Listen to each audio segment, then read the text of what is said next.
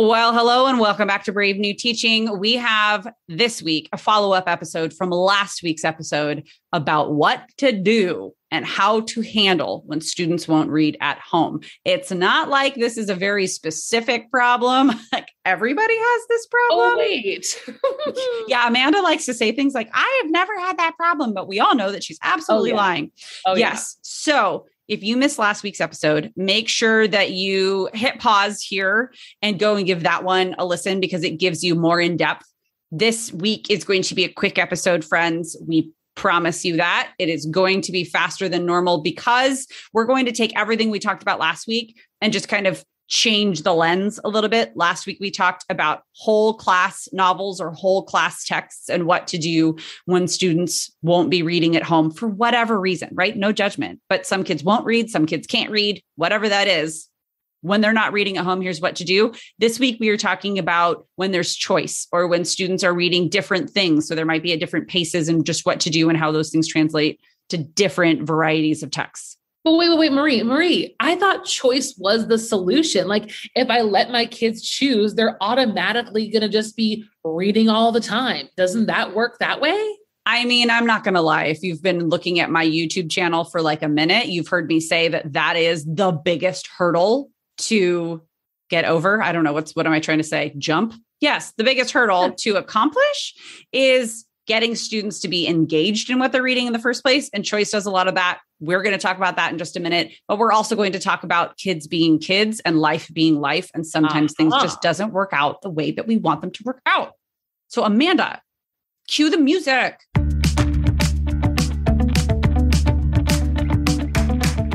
You're listening to Brave New Teaching, and we are so much more than a podcast. We give teachers the inspiration, support, and tools to challenge the status quo.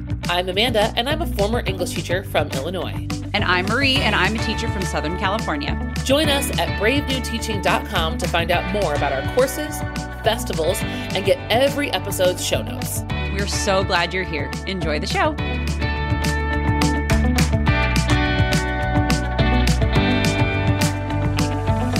All right, so let's call it out. Let's call me out as a person who has been on teacher social media for a few years now, saying, just give them choice. It's going to solve all your problems. Okay, listen, I've never said it that way, but I have said that choice solves a lot of the problems and it solves the lion's share of the problems. And I'm not going back on it. I will, however, say that let's be real. Life is real. The world is real and getting realer every minute. You know what I'm saying? And so sometimes it's not just a matter of getting kids engaged in what they're reading by giving them choice in what they read. Sometimes it's just that they don't have the reading skills and stamina to keep up with what they've chosen. Sometimes they don't have the life situation that allows them the time and the energy to keep up with something that they've chosen. Even if they are engaged in it, sometimes they make the wrong choice and they get 2 weeks in and go, oh, this sucks. And then they have to muscle the way through. So let's talk about how to help those students when they've got choice and the engagement piece is there, right? Like, let's just all perfect world, Amanda. Everybody's engaged and interested in what they're reading because they've had choice in it, but they're still not reading. What do we do? Oh my gosh. I don't know what that world looks like, but come on. If you listen to last week's episode, one of the biggest things that Marie and I talked about was a mindset shift, right? And so I think the mindset shift with choice reading is remembering that in choice reading, similar to a whole class novel, but different in this type of unit, the central component of our class time is still skill building. Mm-hmm.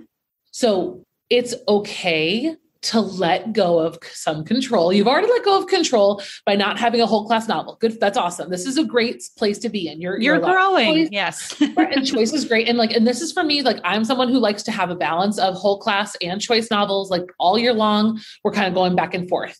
But when you're in choice, you've let kids, kind of have this freedom. They're still not reading at home.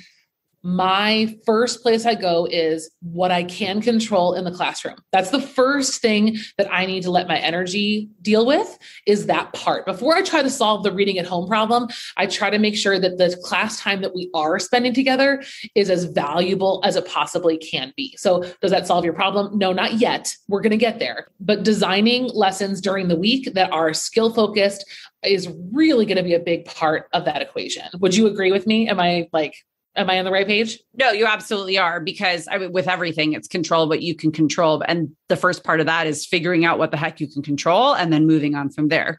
So yes, it's the mindset shift that if you're already relinquishing control and letting them do choice, you're probably more than halfway there. It's shifting your focus away from the reading to what they're going to do with the reading. If they have a why for the reading that's really defined, then they're going to get some part or whole of the reading done in some way, right? Like, so it's even creating urgency for students. And so that's like the mindset shift for students is understanding and seeing that urgency of doing some piece of their responsibility of the reading. And that one of the really good strategies Amanda has that I use also in my classroom is giving large chunks over longer periods of time. Like we said, listen to last week's episode if you want to get into more of the nitty gritty of what that looks like. But giving students more freedom actually gives them more control. That control that you let go of doesn't have to go into the ether. It needs to be transferred and shifted into the hands and minds of our kiddos, so that if I'm not the only one who knows exactly what page we're doing and I'm controlling all of that, but they're instead assigning themselves control over how much they're reading each night, or like how they're divvying up their own reading assignments. It maintains a level of like, what am I trying to say? Legitimacy, right? So, and students have to hear that like explicitly. Hey, by the way, I'm not telling you exactly what to read. You have to tell yourself exactly what to read. Like they need to hear that transfer of control and transfer of power straight up. That's what's happening. I've used a couple of different, like really basic Google form types of check-ins, just really casual, non-assessment type of check-ins with kids are really helpful. That just say, hey, what you reading? What page are you on? Is that further than where you were 3 days ago, 5 days ago? If you're struggling, like, is the pain point on you? Is there something that I can do to adjust? And then like kind of keeping an eye on that information and helping the kids in the moment that really are crying out for that structural support. Maybe you can sit down together and put together a reading calendar. Maybe that's all they knew, all they know how to work from, but little casual check-ins, it doesn't have to be like a big reading conference. It could just be a Google form check-in. Or it can be quick check-in with your group. How's everybody doing? Are you where you thought you would be? Are you behind where you thought you would be? Are you ahead of where you thought you would be? I do this at least weekly. And then we say, what's working? Hey, somebody in here, tell me if you're ahead or at where you thought you were going to be. What's working? Write those strategies on the board. Okay. Mm-hmm. And what you just said, what's getting in your way? What are your obstacles to being to where you thought you would be or where you want to be? Let's talk about that. What are the things we can control and modeling for students? That's kind of the whole point, right? I said it last week too, letting them enter my classroom in one state and leave my classroom more prepared for the rest of the world. That's the goal. That's the ultimate, right? So what can we do about that? Nothing. Can I do anything about that? Yeah, sure. Here's a few ideas. And we brainstorm together. And then students can next week, hey, what did you try? Right? It's just those maybe 5 minutes that helps build skills over time for our students. Mindset shifts. It's all about control and transferring control. Hello, friends. Please excuse the interruption of this episode. We wanted to let you know about something very, very exciting coming to you from Brave New Teaching. This is fireworks and confetti. Do you hear it? We are so freaking pumped to bring you the Shakespeare Teacher Festival again. Round 2, we are bringing to you an entirely new modern take on Shakespeare in the classroom. So if you joined us last year, that's awesome. But this year, everything is brand new. Absolutely. Last year was Basics with the Bard, and this year's Shakespeare Teacher Festival is Shakespeare in the modern classroom with your modern students and exactly how to frame that, what we do. We're going to dive into some specific plays, a little bit deeper of a look at some of the most commonly taught plays, Romeo and Juliet. Let's frame that differently. And we can't wait to get started. So make sure that you head to the show notes or just go to bravenewteaching.com to get yourself registered. Make sure you bring in a couple of friends with you. It's going to be a good time. All right, let's get back into the show. Let's talk about close reading, which is our favorite strategy ever. But close reading, when you're not all reading the same thing, what do you do? So first thing you do is you pause this episode and you go back and listen to our choice reading episode that we did in the fall of 2021. Marie and I were hosting the Shakespeare. We're doing a Shakespeare festival soon. We were doing our Dystopia Festival. And so we talked about one of the cool hacks. Again, this is a sort of about control as well. But when you create and design a choice reading unit, remembering that it's not a free-for-all. What we control are those structural components. So the essential question that threads those choices together. And one of the things that we talked about in that episode was maybe writing an essential question that focuses on genre, right? Mm-hmm. So that when we are all reading something different, the thread that we have in common is a genre, is a theme, is something that's going to be the foundation for choosing those close read passages. So when I do a dystopia choice unit, I like to do close reading on dystopian short stories or poetry or whatever it might be. Maybe it's political cartoons, right? I choose my supplementals and my close reading based on whatever essential question is threading the unit together. So to piggyback onto that, the other thing that I do because I do choice novel units every quarter, it's part of what we do in here, is I make sure that sometimes we'll do all class, we'll close read one part of one of the book club's groups, right? Or let's say I have 5 different choices. Maybe we'll do 2 a week and we'll just kind of rotate through the different books and everybody will get their time to shine, something like that. Or maybe there's a short story that we're using, okay, let's take Dystopia, for instance. Maybe we're reading, everybody together has read Harrison Bergeron. So we're going to take close reading passages from Harrison Bergeron. And if we're looking at symbol, if we're looking at character, whatever that is, we're going to do that all together. And then I'm going to set them free to choose their own passage from their own book and do the exact same thing we just did, so that they're transferring the skill and transferring the knowledge. So that's a great way to bring close read in, and it repeats. We always talk about it, repeat the same thing with new content, so that students are developing their skills. 100%. It's skill-based and essential question, critical thinking based. So control goes to them. We're going to say the same thing, right? I know.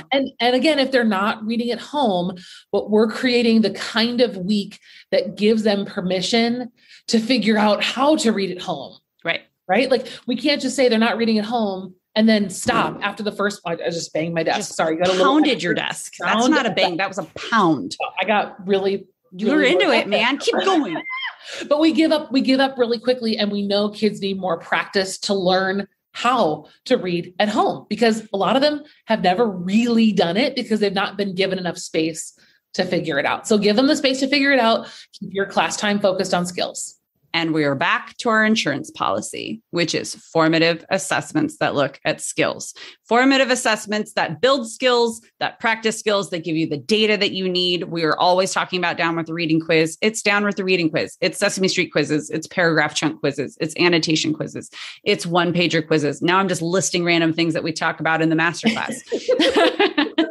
But it's these different ways of assessing their skills and whether or not they get it, giving them the freedom to figure it out in their own time.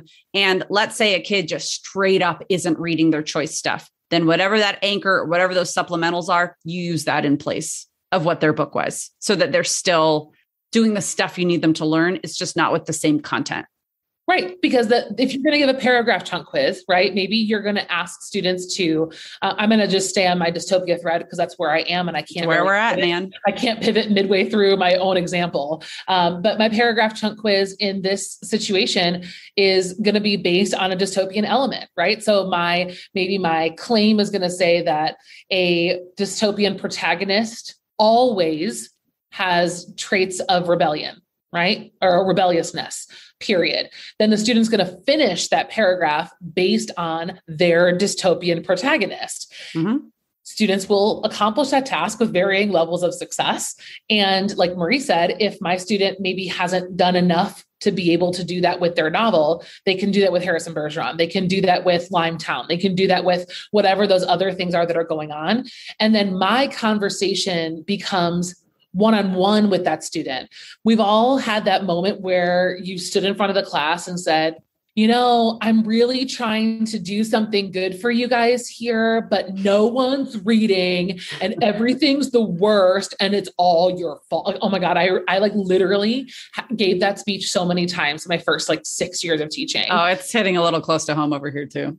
I say it with such a mocking tone because that's how I hear myself in 2012 saying, you guys, no one's reading. And then like the 10 kids who are reading are like, what the heck? Like I'm doing what I'm supposed to do. And like those kids get real fed up real fast. Yeah. So all it is to say like these formative assessments allow you to actually do the one-on-one work with kids and figure out like what's going on, because I don't want to just assume that people aren't reading or students aren't reading because they don't comprehend the book. Like maybe that's true, but a blanket assumption that the whole class is having the same struggle and the same reason that they're not reading at home is crazy talk that I gave myself all the time. So now with the information from that assessment, I can go and have one-on-one conversations. I can call home.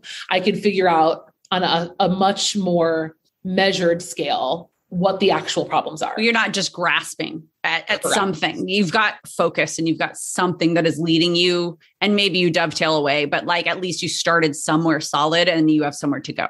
Absolutely. Yep. Friends, we told you this was going to be a quick episode, and we actually accomplished, for I think the first time ever, a little bit of brevity. So let's just... I feel like we should keep talking. I don't, but we promised them that it would be quick. So we're going to, and you need to go pick up your kids. So but I think we made our point though, right? It's almost the same thing. It's a whole class or choice. The same principles apply. The same principles apply. They just look a little bit different. So that's why we thought that it kind of bared having its own little episode of this is what that looks like. And if you want to see a little bit more specifics, make sure that you are following us on Instagram, and I'll just volunteer myself because this is what I do all the time. Follow me at The Caffeinated Class on Instagram because I'm talking all the time about what I'm doing with choice, specifically choice novels, but just choice in general, and how that helps build in differentiation and all of the things that we're talking about. Differentiation, not differentiation, because that's not a word. No. Anyways, friends, thank you for joining us today. Let us know what your questions are.